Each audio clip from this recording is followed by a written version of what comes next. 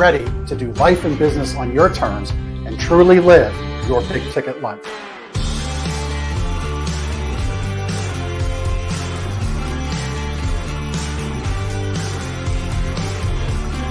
You either make excuses or you choose to level up.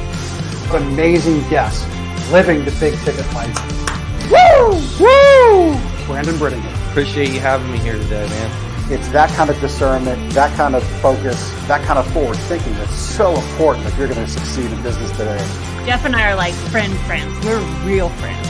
We are and so you unlock fortune and freedom without all the stress that normally comes along with it. It all comes down to your why. Your business, why are you doing it? How is it going to change the world and what's it going to do for your family? I want you to celebrate your success. Talk about the struggle. But I promise you, the story is in your struggle. They'll never be able to say that about me because people only see me working hard in anything that I'm doing whenever they see me. Focused on your success and the success of those around you. But being that constant in your community, good or bad, whether things are great in the community, bad in the community, be steady. Unapologetically do business and life on your terms and truly live your big ticket life. What amazing guests living the big ticket life. And we discuss how they do it and the big ticket methods they use. The things that make your life successful so you do life and business on your terms. In and of itself, the only limitations that we really have on ourselves is the ones that we allow to be put on ourselves. And most people don't look at it in that perspective. There's nothing wrong with being humble, but there's also nothing wrong with stepping into your superpower and letting people know who you are.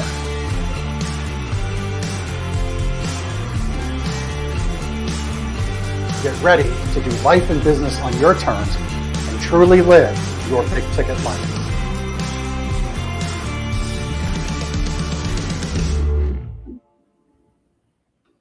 All right, welcome back. Another live show of the Big Ticket Life. Pleasure to have Dom Slice Teich with us this week. Not every week that I get to have a real life active duty fighter pilot on my show. So welcome to the show, Dom. Appreciate you taking the time out. I know in any given day you have much more exciting things to do, like fly a fighter pilot jet. But thanks for being on the show. Appreciate you. Yeah, thanks for having me back. And just for your listeners, I just remember the very first podcast I ever did was actually on your show. So thanks for giving me a chance. I don't particularly like that episode because it was so clunky on my part, but you gave me that first step. So I appreciate you. Yeah, we all have to learn how to pedal the bike, right? And we get some bumps and scrapes. And so that show was my retail store show at Gardner's Mattress and More, our Lancaster Connects community podcast show, which, if you're into podcasting, check that out. It's a different tweak on podcasting because it's super, like, we go through all the modalities that a podcast might go through to reach an international audience. And like, we're taking it 5 Mile famous in our own backyard. So if you're into podcasting, if you have a local business, check that out, lancasterconnects.com. All the channels at Lancaster Connects. Dom, we had, you say that it was clunky, and I don't recall that at all. I mean, we did our 111th episode yesterday with Chris from Cast Ahead at the helm. And so, but we had a bunch before that too. So I kind of remember some of the clunkers, and you're not one of them. So you don't have to be so hard. That's good to know. Yeah. I definitely felt, I wasn't nervous or anything. I just felt kind of weird because I had never done it before. Yeah. Yeah. Well, that kind of segues right into our time today. Do you think one of the core elements of excellence in self and in leadership is the ability to look inward, reflect on, be hard on yourself, push yourself to a new level? Do you think that's a quality skill to have? Yeah. And I think really the one word that comes to mind with any successful people is action. And really the only way that you're going to really find out what you suck at and what you need to be better at, or maybe something that you don't need to be doing anymore is action. When you take action, that's how you learn. And that's what I was doing. Just like I had a general outline of what I wanted to talk about, and kind of, I wanted to take them. However, said I was definitely learning a lot, but I wouldn't have known if that's something I wanted to do if I hadn't taken the action or that first step. Right. Yeah. I mean, we do need to do those things. You take those first steps. So, you're I said, as I brought you onto the show, you're presently an active duty reservist working full time for the United States Air Force, flying F-16 fighter jets, which is just very cool, right? Like, I think it's cool to drive a 96 F-250 diesel old body style pickup truck, but Dom's out of here flying fighter jets at 35, 45,000 feet in the air.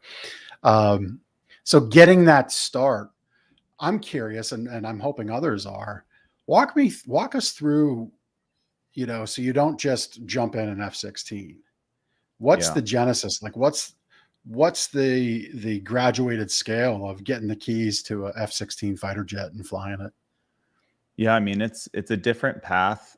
There's some generic paths that you can kind of take, but getting there is everybody kind of has their own way. My story is probably a little bit more unique than most, in the sense that I didn't go to the Air Force Academy, and the Air Force Academy has the lion's share of pilot slots for the Air Force. Outside of the Air Force Academy, the next largest chunk of pilot slots go to ROTC cadets, and then officer training school, or OTS. A lot of people know it as OCS if you're a Marine or in the Navy. Those academies, or it's not really even academy, it's just that boot camp and that training takes people like myself off the street and puts us through boot camp for people that already have their undergrad degree. And that's the route that I took, is that I went through school to be a pilot. I already had my commercial license. I was in the process of getting hired by an airline, and I also decided to apply to the Air Force at the same time. And I got picked up for both at the same time. So I decided to go through officer training school because I figured that wouldn't be an opportunity that I would really get back if I turned it down. And then from there is a whole nother level of different hurdles that you have to jump over to find yourself in a single seat fighter jet. Yeah, very cool. You touched on ROTC. Yeah. What does that stand for again? I think it's Reserve Officer Training Corps. So if you're at college, you can join ROTC, and then don't quote me on any of this because I didn't go through ROTC, but I'm pretty sure there's merit-based things that you do there. You'll go to boot camp in year 3 or 4, I think, or maybe even after you're done. But essentially, when you graduate with your 4-year degree from whatever institution you're in, you will have already completed, or you will be going to boot camp to become an officer in the military. I think they do all of that before you graduate, but don't quote me on that. Yeah. I just, it kind of perked my ears up because I know at our high school, our JROTC, junior ROTC program is growing tremendously. And I think that's cool to see. I know we've put a renewed focus on it with leadership, which is great. And I know what I see Friday nights in the end zone, they do push-ups and they do burpees. Every time we get a touchdown. And I know from a couple years back to now, I mean, that class size has grown significantly. So I just think that's kind of neat. That's another way into your career path. Just one of many ways, right? So very cool. So this book you've got coming out, Single Seat Wisdom, you're launching volume 3 on Veterans Day in November 11th. And before we get too deep into that, let's talk about what the single seat theme is all about, because I know that's very important to you. I know it kind of frames a lot of the teachings and leadership courses and trainings and ways to connect with you. Tell us what single seat mindset and wisdom and the theme is really all about. Yeah, so single seat fighter pilots are trained. Obviously, I think the biggest thing that most people don't realize is that fighter pilots, just like professional baseball players or any profession, business owner, entrepreneur, doctor, lawyer, fighter pilot, athlete, you don't get there right away, right? Like it's a trained behavior. You have to train your brain and your body to do things that they normally wouldn't do. So I don't know if I've really ever met any, there are some students that are a little bit more gifted in aviation than others, but that doesn't mean that the ones that aren't can't learn it and teach themselves that. So during COVID, I had at that time, and in fact, the first time I was on your podcast, it was a real estate business that I was running, as well as a book that I had published to help my investors. So that's kind of the business stuff that I had learned before single seat mindset, building websites, running a business, being an entrepreneur. So I had learned a lot of that stuff. But during COVID, the students were having a tough time in the course, because I'm at the schoolhouse and we teach the young lieutenants how to fly fighter jets and employ them as a wingman here in Phoenix. And then we send them out the door.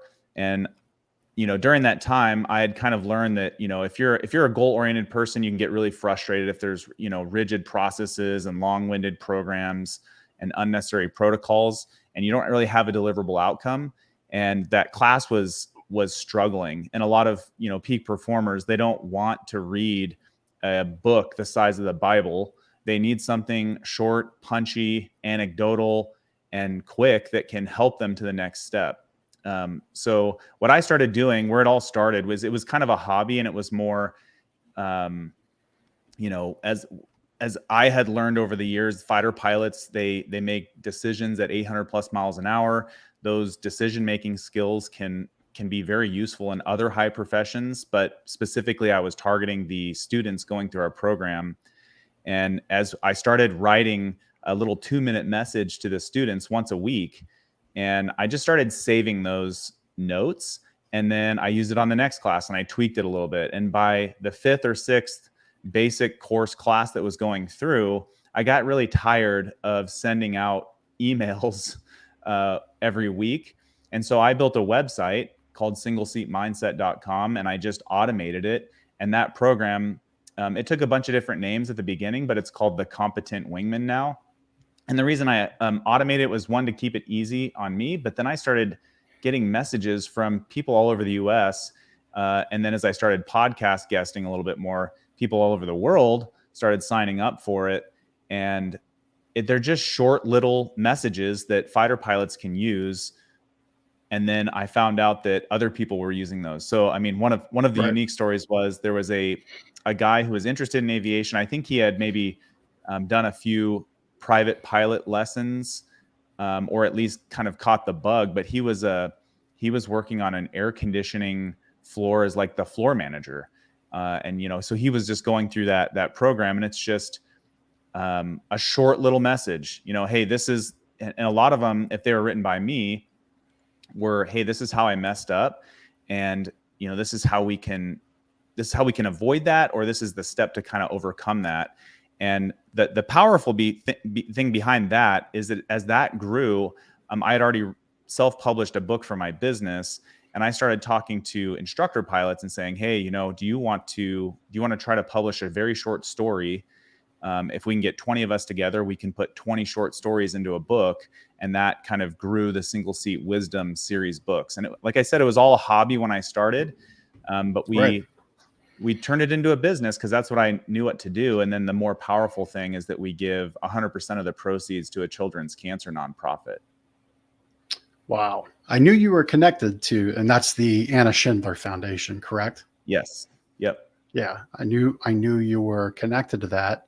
And I know it's right on your site. And I know I scrolled by that this morning as I was doing my final prep for, well, to be analogous, my final prep for launch and takeoff of our episode. Yeah. But I scrolled right by that, I guess, that 100% of the proceeds go to the foundation. So why is that? Yeah. So, well, there's a couple reasons. I think for me to make sure that my why was correct, especially in a project like this, having multiple streams of income elsewhere and having run businesses, I think at this point I had been given so much in my life that maybe there was a little bit of guilt, but I really wanted to give back. So that was one of the big things. But the Anna Schindler Foundation is especially important and special to me and my family because Anna Schindler, she died of liver cancer right after she turned 7. So her folks lived in the hospital, 12 hours on, 12 hours off, going through this hell that parents do if their kids, end up going through cancer treatments. And then they started, after Anna had passed, they started the Anna Schindler Foundation, where they build essentially Ronald McDonald style homes that families, specifically larger families, can live in while their kids are going through these treatments. And that way they're not living in the hospital. They can kind of escape and have their space. And it's really powerful. It's kind of crazy how much they've done in the past 11 or 12 years. Yeah, good for them. I mean, I have experience visiting a Ronald McDonald house. My aunt, who was born, this is on my mother's side of our family, so she was born much later in life, and so my aunt was only 6 years older than me, I think, maybe 8, and so we were more like cousins in that regard and relationship than anything. And she unfortunately passed at age 17 from lymphoma, non-Hodgkin's lymphoma, I think it was. And so I remember visiting her many times in London, Ontario, and Toronto, and we stayed at Ronald McDonald houses. So I know the reprieve that gives. So that's tremendous. Yeah, because staying in the hospital, there's bells and there's beeps and there's footsteps down the hall, and you don't know, are they coming in for my child? Is like, what's going on? It's just a constant pressure cooker. And you do need that break. So good for them. Good for them for doing that. Yeah. I always like seeing people step in to fill those voids, especially in such a position of strength after your own child's passed. Like, you could just choose to be within yourself, which would be a 100% acceptable way to approach life, right, after losing a child. But instead you use that strength to power and help others. So that's cool. And that's great that you're helping them in that way. So let's dig into the book a little more. So we talked about volume 1 was, you said, can I get 20 other fighter pilots to come together? What have you done with it since? Yeah. So, I mean, speaking of the Anna Schindler Foundation, the marketing message from a business standpoint is, it was kind of framed around the idea of raising money for the Anna Schindler Foundation, but then also giving all of the proceeds to them, but then getting fighter pilot stories on paper that are easy, short, and they provide a little tidbit at the end that we call the single seat wisdom for any reader. So you could sit down and in 10 minutes you can read a chapter, and you could put the book down for a year and come back, and you're not going to really need to remember what you read, because a different chapter is going to be something completely different. So you've got fighter pilots that have owned or currently own businesses in the book. You have fighter pilots that have lost family members or gone through a hardship. There's female fighter pilots in there that have their own stories as well. And then, so I was asking essentially fighter pilots that are already busy to write a story, which is not very characteristic of a fighter pilot, to sit down and try to write a book or write a story. And then I was also asking them to contribute to the Anna Schindler Foundation. So it was a tough marketing message. I'd say the first book was definitely the most challenging. Just, it was the first time I built a website, the first time I built a form that captures people's information, and then, even figuring out how to set it up to where people can pay online and just make it easy. And then also to be able to update it easily without having to send out a million emails. So that was definitely a challenge. I was definitely uncomfortable all over again, asking people for money, which I had done before. However, it was a different spin that time. And then you're asking people, specifically fighter pilots, and some of them can be guarded and very skeptical, to kind of be vulnerable and put their story on paper for the world to read. And so there were some definite hurdles that we hit. And there was probably 5 or 6 times where I didn't think it was going to work. I didn't think it was going to happen, whether it was the website breaking or not getting approval from the military side of the house. But yeah, we, fast forward, sorry, go ahead. Yeah. So you had to get approval from your military higher ups to publish. That's interesting. Yep. So the big thing is that what you want to avoid in the military is essentially, and basically disclaimer, everything that I'm saying right now, these are my own personal opinions. They don't represent, the Department of the Defense or United States military. So as you're publishing something, these are stories that are to help people grow bigger and to be the best version of themselves for whatever reason, their bigger why. But obviously we're using our military affiliation. So it has to be approved through the correct channels. And then I found out later, and this was actually after we had already decided to give all of the proceeds away, you're not allowed to use your military affiliation while you're actively serving to make money off of that. So we had already kind of defined our why. We had already decided to give all of the proceeds away. So that kind of helped accelerate the program. But it was still challenging. I mean, I was learning a lot about how to manage that whole process. And, if you've ever written a book, I know you have, but if those that want to, I mean, all the little decisions that go into it, how do you want the text on the spine to look? Where do you want the picture? What do you want on the front cover? I mean, there's just, there's so many little details. And it's tough. And on top of all of that, you have, you do have to appease, and appease is probably not the right word, because the military has every right to be concerned and be understanding of what's going into this book, right? I mean, I think the obvious, most everybody understands is obviously you're not writing a book where secrets are being revealed. You're not taking photos of cockpits and behind the scenes at air bases, none of that kind of stuff at all. It is very much a first person perspective of, hey, here's been my journey of excellence in this career. Here are obstacles I've had, and here are lessons for you. And I would imagine most all those lessons were analogous at best to the fighter pilot seat. It was more of a personal interpretation of their journey. Is that fair? Yeah, I mean, there's definitely lessons you learn as a fighter pilot. There's a certain trained mindset as you become a wingman, a flight lead, an instructor pilot. There's actually chapters written by.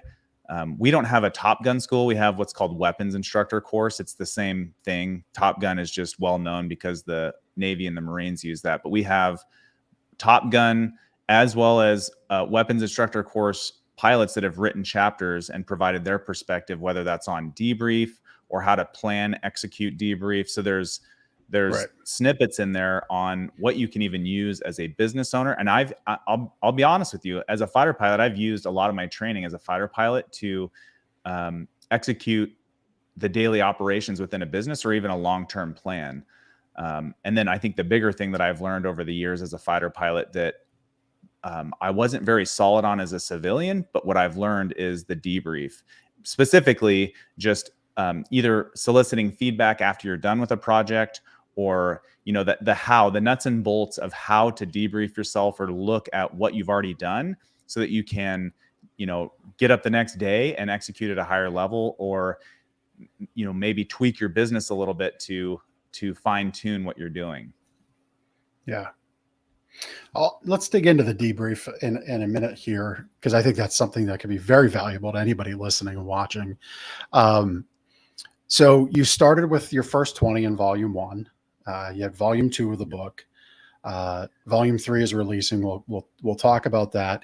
What's been the most surprising story, the story you've been most proud of? And in conjunction to that, obviously you're on volume 3, so I'm sure your bosses have continued to approve this project, right? Because if they didn't, I don't think we would be at volume 3. Has there been any praise from them about what 50 fighter pilots are putting out there into the world through the excellence of the military training?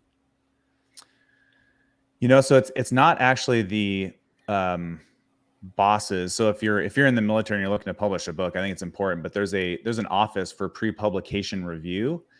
So you just submit your stuff online to this office, and then it's reviewed, and then they give you a tracking number, and they stamp it approved, meaning you can actually publish that, obviously with the disclaimers on it. Sure. It's mixed, Jeff. I think nobody has ever gotten 50 fighter pilots to put their stories on paper, and I think that it just really depends on the individual. I've gotten just like anything, like if you're standing in front of a crowd of however many thousands of people, and everybody's like giving you the thumbs up and high-fiving and saying, dude, that's awesome, there's the guy in the back that's heckling you or booing you, and like those tend to maybe roll forward in your in your own subconscious, and then you start questioning yourself. So I would say that it's a mixed bag. These books aren't necessarily written for instructor pilots, and that's the Air Force base that I'm at here in Phoenix, Arizona, is there's a ton of instructor pilots here, and that's not who the book is written for. I mean, you could pick it up and read it and maybe get something out of it, for sure, but it's really for the I think the demographic, our ideal reader, is probably high school to 3 years out of college, or a business owner that is starting out and just wants some either inspirational stories or some very quick things that you can read. Because when you're starting a business, your gloves off. It's you against the world every day for that first year, at a minimum. You are learning so much, and you don't have the time to sit down and read a huge book on how do I do things. You need to eventually slog through that information. However, these books were designed for literally anybody to sit down and read in 10 minutes. You can read a chapter. So you can go, hey, I need a chapter on perseverance. And here's a fighter pilot that almost lost a kid in the hospital, and like, here are some of the things that he learned. Or I need a chapter on a different perspective. Or how do I plan, execute, and debrief? That chapter, plan, execute, debrief, was written by an astronaut, test pilot, fighter pilot. So I mean, oh wow. This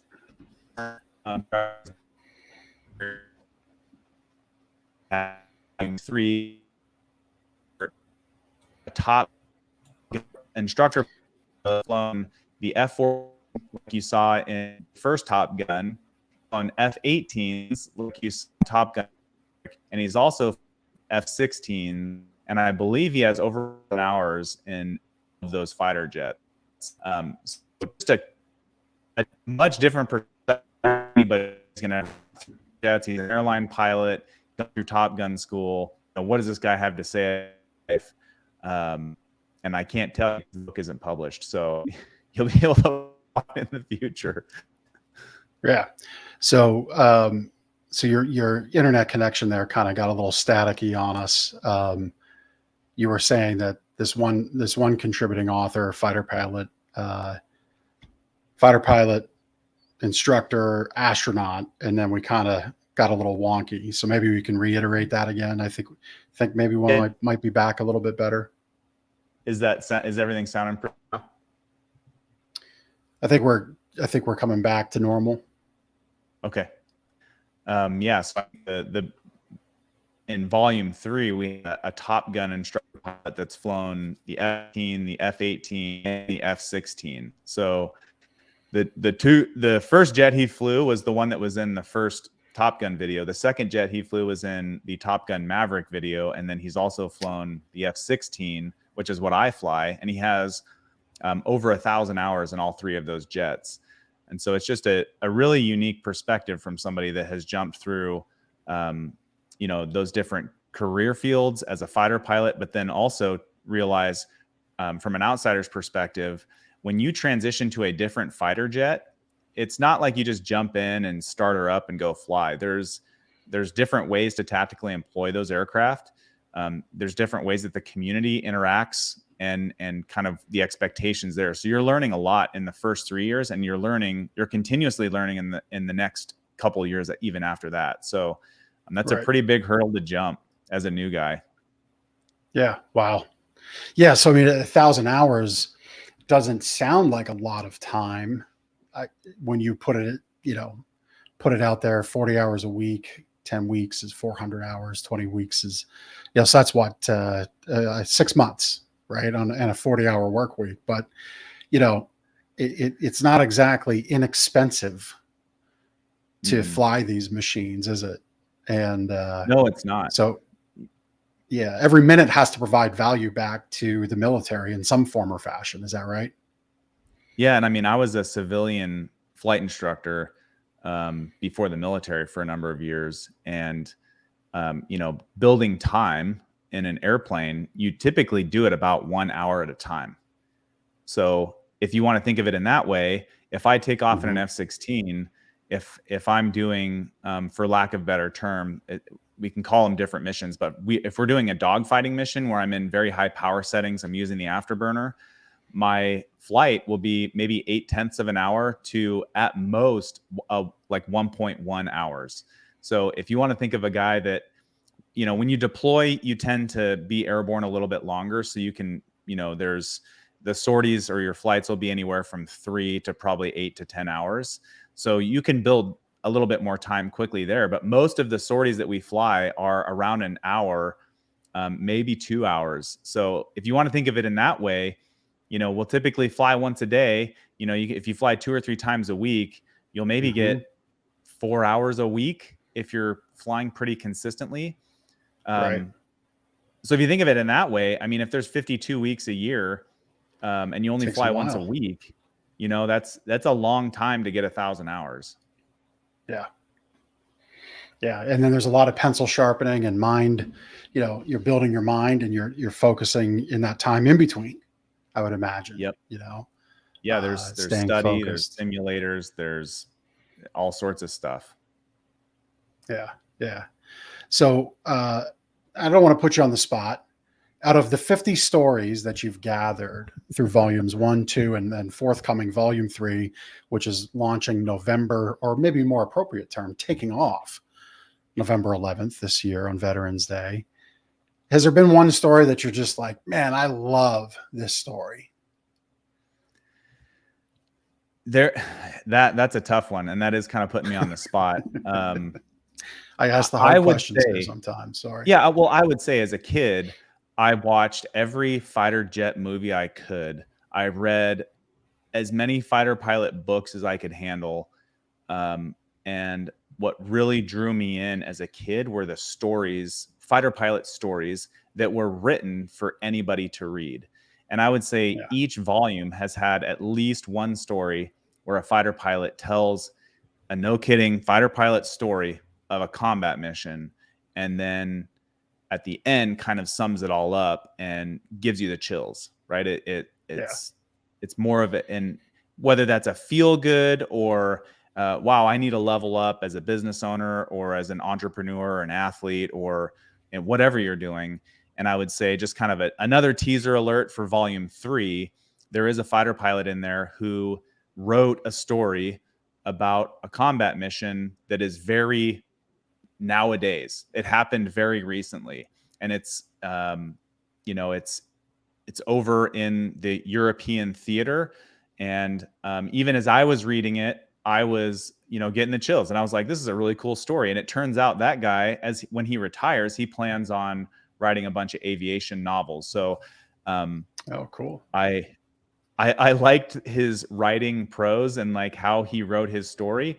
And then I also really enjoyed just an actual fighter pilot story about a real life mission that he was on, and his perspectives and his take on that and what he learned. Yeah. Yeah.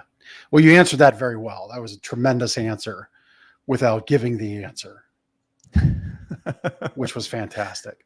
No, it was very good. Very good. So across volumes 1, 2, and now 3, so if you're a fan and you've gotten volume 1, and maybe you've gotten volume 2, what's been the genesis? What has leveled up across the 3 volumes for readers? Because, look, it's all the proceeds are going to a great cause. So if you're just coming into the Single Seat Wisdom book series, you should get all 3. So what's happened across the 3 volumes? Have you been able to see something emerge thematically? Yeah, I think, well, from a personal life stance is that, we're publishing the 3rd book right here, and it's been about 2.5 years to get to this point. And as you can imagine, running a real estate business, being a full-time fighter pilot, being a dad of 4, just doing homework with the kids and just trying to maintain all the other different aspects of life. It's been heavy on the family. So the theme, at least in my life, is that I'm going to take a knee. I actually was kind of editing some of the competent wingman things that we had talked about earlier, the little 2-minute snippets that you can get for free on our singleseatmindset.com website. But I was kind of looking through that, and one of them I wrote was take a knee. And I think that's where I'm at right now in life, is it's just stepping back. And, we're a Christian family. So I kind of like look up and I go, God, where are you pushing me next? And I have not gotten a very clear path forward for myself. I have a lot of good ideas, whether that's starting a podcast of my own, or writing another book series where I just write it, or, public speaking, or what have you, or just, buying a civilian airplane and taking kids at all the local schools up on their first flight to give them a taste of aviation. Now there's a field trip to get excited for. Yeah. So I just don't know, Jeff. And I think the biggest thing that I've learned over the 3 is, if you're, the first year of a business has always been the most turmoil for me. And by year 3 is where things the machine is running. And that's where I'm at right now, is just things are running, things are set up, the websites are built, the books are getting published. We have a system set up. But now that we're there, I'm more of a founder mindset. I like to get things going. I'm less excited about being a CEO, running the numbers and just doing the daily stuff, because I get bored. So that's where I just got to sit back and go, and you've probably hit this many times yourself. Where do I go? And I have a ton of different ideas that are great, but I want to do one that is the best. What do they say? Good, good, better, best. So I have all these good ideas. I have some better ideas, but I don't know what the best one is yet. Right. Yeah. No, I mean, I'm right there with you of similar mindset right now. I launched my Space for Leadership book, and you're really myself personally in that take a knee moment of what is the best direction off of that success of that book. Where do I go with it? I have an idea, and I'm asking above as well, what is the best step forward? Because impact is what I want to create. And I don't know if this is too out there for you and too out there for our listeners, but I put it on my social media channels the other day. I sat amidst a billion-year-old rock field formation to think about impact, because what better place to get inspired for impact than something that's been around for 1 billion years, right? If we're going to create impact, we want it to last. So this is in Lenhartsville, Pennsylvania, at my campground where I have my camp trailer parked at year round. There's this boulder field, rock field, in the midst of the campground, and it's from an ice age where glaciers pushed the earth around and pushed these big quartzite rocks up. And what was really cool about it is, there's Chris bringing it up on screen. What's really cool about it is I walked out to this one big rock, kind of pushed up higher than all the rest in the middle. And on the side of that rock was a piece of rock that must have fell off. Well, the colors in that rock darn near matched, not perfectly, but we're very close to the cover art, the back, just like the colors of my book. Just in the way it went from darker to lighter. from bottom to top. I'm like, well, that's very interesting. Yeah, there it is. Nice. There it is. And so it just, I just sat in that moment, just kind of taking that time, that take a knee, which I think so many people, you don't have to be a business owner. You can be a parent. You can be somebody working for someone. We just go because that's what life demands of us. But that is such an important point. I'm so glad. Thank you that you brought it up for people to take that knee. And it's, it's not, I'll ask you this. It's not taking a knee is not taking a loss, right? Dig deeper into that for people. Let's expand on it a little more. So it's something that, about 5 or 6 years ago, I was golfing with one of my buddies and I hit the 13th or 14th hole and I looked at him. I was like, I'm sick of this crap. I'm sick of being in a hamster wheel. I'm a high achiever. I've achieved a lot of things that people on the outside look at and go, oh, that dude's successful. And there were successful moments in that, but I'm like, I don't feel successful. I just feel like I'm achieving something and I'm just getting on to the next thing and I'm achieving another thing. And then maybe all those achievements, if I sit down and take the time, equal success. But I think the larger thing that I learned during that time was that if you're stuck in what I eventually had termed like the achievement hamster wheel, where you're just achieving and you're just going, you can kind of lose yourself and you lose the path you're on because you're not really taking the time to go, is this good? Is this better? Or is this the best thing for me to be doing? And as you grow your business or you get through college or you're an employee or you're working or you're a doctor, lawyer, whatever you're doing, I think that's a very good thing to ask yourself is as you take your knee, that's not a passive thing to do. When you take your knee, it's got to be a very active thing that you do. Like I need to, especially if you're an achievement-minded person, you're not going to want to stop. So you have to essentially force yourself to stop. And what I started doing, so, because many people will be like, well, what do I do about that? The action piece to that is one, deciding to do that and just go, hey, whether that's you take a sabbatical or you just say, hey, for the next 3 months, I'm not going to start any new projects. I'm just going to live. But there are some key things that I did that many people can throw into their day that are very easy to execute. And one of them for me specifically was going to bed earlier, right? So instead of when the kids go down for bed, if you have kids, if you don't, if you have a tendency to stay up and watch shows and, eat a bag of chips and drink a 6-pack of beer, just stop doing that and just go to bed before you sit down on the couch. You'll wake up refreshed. And as you wake up in the morning, you need to start your day. I tried to start with 15 minutes and that was too much for me because I can't sit still. So that needs to be a practice thing. So as you're taking the knee, like I said, it's a very active process to pause and slow down.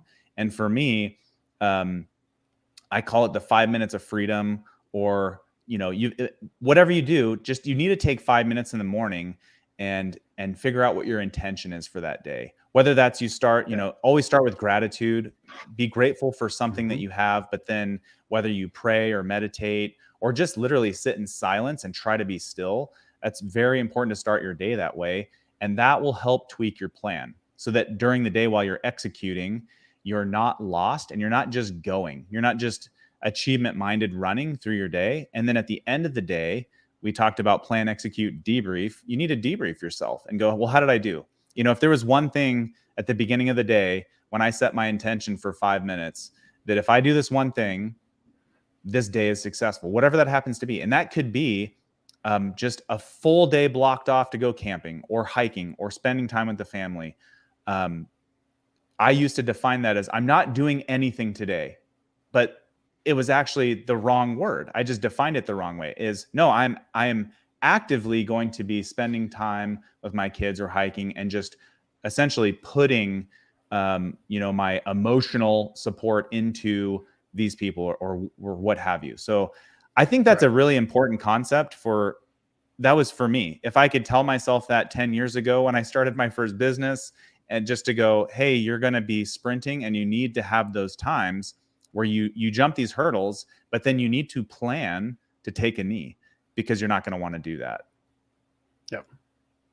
It's so funny we would touch on this because part of my time at my campsite this weekend was looking ahead. We have our youngest son chasing the football dream, and he'll play college ball somewhere. We want to, he wants to play Division I, and we're going to support him and work to every minute of the next 3 years around football is going to be spent towards that goal. Part of that as parents is we want to be able to see him play, and we've always wanted to do the RV living thing, if not full time, at least let's plan for it in the fall. And I've been thinking like, well, what kind of a camper are we going to get, and what could it be? And I don't want to have any downtime or any issues. And I say to myself, I look at my wife Saturday afternoon after having 4 hours of just doing, quote unquote, doing nothing time, not doing anything time, but really taking a knee, reflecting time. I looked at my wife, I'm like, we already have a camper behind us. What am I even talking about? Yeah. Because we're by that point, we're not going to be investing in the seasonal site anymore because we just won't get up there. Our weekends throughout the entire fall will be elsewhere. And the summers, it's like summers here in Pennsylvania are brutally humid. It's not enjoyable. And I said, there's our answer. I said, and it's so funny because all along the way, since this camper has been parked at our campground, for reasons I couldn't explain at the time, I was tinkering with it, right? Campers are like, even good quality campers you buy are notoriously bad build quality. So as time's gone on, I've been fixing hinges that didn't necessarily need fixing, but like just doing things that make it more roadworthy, more durable. Yeah. I've been doing this entire time. And Saturday afternoon, the plan's like, well, crap. That's it. We're going to pull this one because this one is fantastic. It's amazingly set up for me to do business on the road. The bunkhouse can easily be converted to an office, easily. It's got enough space. It's got the entertainment. We've got Wi-Fi built in. Like, I could do the podcast from up there. I choose to do them here, but I could do it up there. And it's like, the answer's been here all along. I just have been going and not paying attention. Yeah. I think that's the lesson that you get when you do slow down. It's kind of a platitude is slow down to speed up. So as you slow down, you'll go, oh, I had my machete out and I was just chopping a new path, but I was walking on a path that already existed. I had already maybe created that myself. And now I've chosen to jump off into the forest and take a more difficult route. So when you slow down and you set your intentionality, you get better sleep, you take care of your health, you're eating better, you're exercising, all of those things that everybody knows they should be doing. But it takes time. It takes time to remind yourself that, and you'll get stuck up in it again, especially if you're trying to get after life, you're going to get stuck in that hamster wheel again. You just need to make that mental decision to jump off. And then as you jump off and you take that time and you set your intention and you recharge, I think the other piece to that I learned was I learned to fire myself from jobs that I had no business doing. So whether that's, I took accounting in college, but I'm not an accountant. I grew up, my old man owned a bunch of real estate. So we grew up renovating and leasing to tenants and collecting money. So I kind of grew up in that space. But as I grew my business, I was working, what do they say? Don't work in it, work on it. And I was working in it. Specifically, the third year, my wife and I bought an 8-unit little multifamily property, and I was renovating one of the interiors. And it was during Christmas time. And I specifically remember stopping and just feeling a little frustrated that I was doing it again. So I was like, you know what? I'm not doing this anymore. I'm firing myself from being the contractor, and I'm going to hire out the renovations. I'm not doing this anymore. And it's going to cost more money, but it will save me time. It'll save me a lot of energy, and I can build the business bigger. And so I took the sledgehammer as far back as I could, and with all my might, I chucked it through the kitchen wall. It went through the bathroom, and it was hanging out the wall in one of the bedrooms. And I was like, I'm going to also need a contractor to fix the drywall that I just broke. But I locked the door and I went home and spent Christmas Yep. with the family. And that was a whole different change. And I didn't know it at the time. I didn't know how to define it, but I was stuck in that hamster wheel, and I just, that stopped. I just stopped for that moment, was like, what am I doing? Asking, why am I doing this? And then it helped me make that change. And then I started firing myself from all of the jobs I had no business doing. I am not a property manager. I'm not leasing out to tenants. I'm not doing renovations. I can do all of those things, but that's not the best for the business and my life. So that was kind of the other piece. As you slow down and you take a knee and you find out your intention and you're getting healthier, specifically in your mind, you'll go, wow, I have no business doing any of that kind of stuff. There's people a lot better at this than I am. Well, and it's, and as we look to wrap up our time, it's really, the lesson is accepting your brilliance, accepting your gift, and then using all your time possible to get that gift out there to this world, to help others, to serve others, to create great book series that give these great lessons from great people. It's being in that lane of genius, whatever your genius is. And you know what? Maybe, I've had people say, Jeff, it sounds kind of arrogant when you say you don't want to do the $10, the $50, the $100 hour work. You say that as though those folks are beneath you. Like, well, whoa. I never said those words. And Dom, you didn't say those words. We work on our businesses and we work within our brilliance, and we take the need to discover what our greater gifts are so that we can actually help more people and we can bring more people in. And I don't know about you, but I know most everybody that I've come across that I've extricated myself from the work they now do with me for us is they're always compensated very well, if not better than anywhere else they can go, which is why they stick around for a long time. I look to level them up, help them find their gift, even if it means leaving me. And I've had that happen. Mm-hmm. And so that leadership, I feel, is where my lane of genius is, where my brilliance is in this world. And that's where it comes from, So yeah, we can do the renovating, we can do the bookkeeping, but what if we can give that time and the financial reward of that to someone else that just loves doing that and can honestly probably do it better than us? I think that's a great thing to do. Yeah, I do too. And I think Yep. As you fire yourself from those jobs, there's going to be that empty space that you usually filled with that, achievement mindset, that hamster wheel that you were in. And so resist the urge as you fire yourself from those jobs to fill that space again immediately, because that, I think, is an inflection point as a business owner, to sit back and to that you need to think about, well, where am I steering this business? Where am I steering my life? What am I shifting and going to do differently? And the way that you get there is that the debrief process that fighter pilots have honed into almost an art. And I think it was either in the first or second volume, but there's a Top Gun instructor pilot that actually taught at the weapons school, and he wrote a chapter on the art of the fighter pilot debrief. So there's actually a framework in there that is just a little chart that you start at the top and you go, did I execute my game plan? And then if yes, you go down another side of the chart. If no, you go down the other side. And it's really just an easy step through debrief. And if you do it enough, you'll find yourself doing it subconsciously. But I think as I was starting out, there's inevitably going to be some luck in being a business owner. And so I think that's even an important question to ask yourself.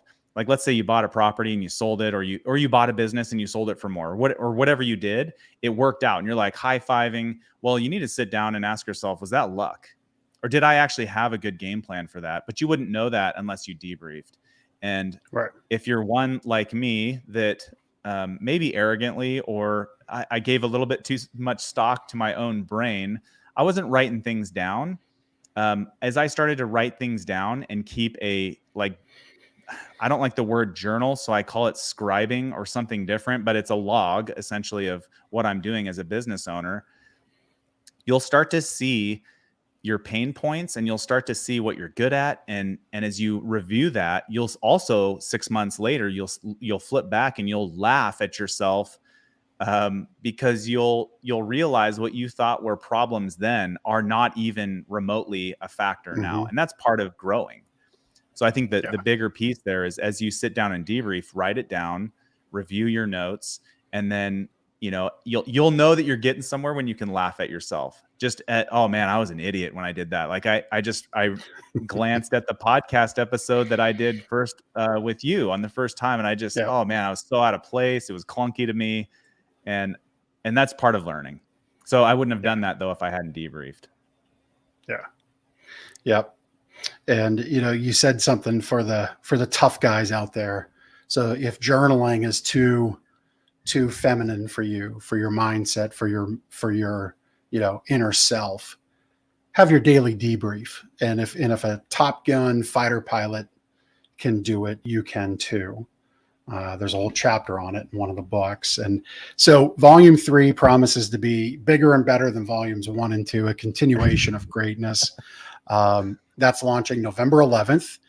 And it looks like you want people to go to your website to get it. Is that right? So walk people through the steps. Yeah, you can. I think that we'll call the runway. If you want to take off an afterburner, you're going to go to singleseatmindset.com. You'll find everything there. At the very top of the page, there will be a link to go to the Single Seat Wisdom website. But singleseatmindset.com, that's where we're going to put everything. That'll be the runway. And right at the top there, at the red banner of that web page, there's a little link there, and it'll take you right to the web page where you can kind of review the different books to figure out which one's good for you. Maybe you buy all 3, and then don't forget that we donate all the proceeds. I had set a $100,000 goal for the first book, and we're only up to, I think we'll hit 40,000 this year, given to the Anna Schindler Foundation. So you can check it out there. But singleseatmindset.com is your runway. Yeah. Hey, I mean, raising $40,000 is no small feat. 100 grand's a fantastic goal. $40,000, no small feat at all. I mean, kudos to you. That's fantastic. And I'm sure they're able to do wonderful things with that money for the families with kids that are suffering like they are. Fantastic. So put it on your calendar, November 11th, volume 3, Single Seat Wisdom takes off. In the meantime, get volume 1 and 2, and you can get that right at singleseatwisdom.com. Dom, thank you so much for taking the time to be a part of the show, and really appreciate you and all that you're doing out there. Thank you. Thank you, Jeff. Thanks for having me on again. Yeah, you're welcome. You're welcome. Well, that's it for this week's episode of The Big Ticket Life. So for now, I want you to go out there, do life and business on your terms. We'll see you all next week. Take care. Thank you so much for taking the time to listen to this episode of The Big Ticket Life. You've heard from another amazing guest living their own big ticket life, and now it's time to live yours. First, I'd love for you to take me up on my free gift to you. Claim your gift at gift.thebigticketlife.live. That's gift.thebigticketlife.live. See, all your life you've been told what is and what isn't possible by the loudest voices from the cheapest seats. It's time to finally do life and business on your terms.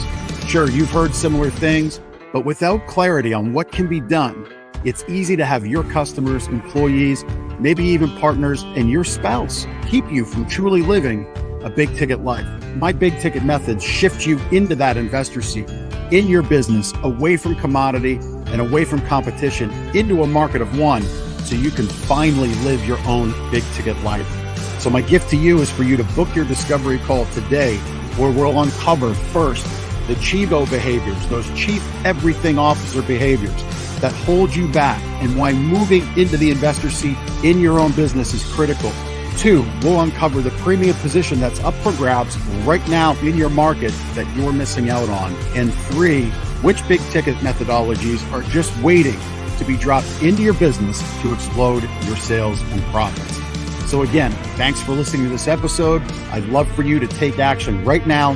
Accept this gift, book your call, go to gift.thebigticketlife.live. Again, that's gift.thebigticketlife.live.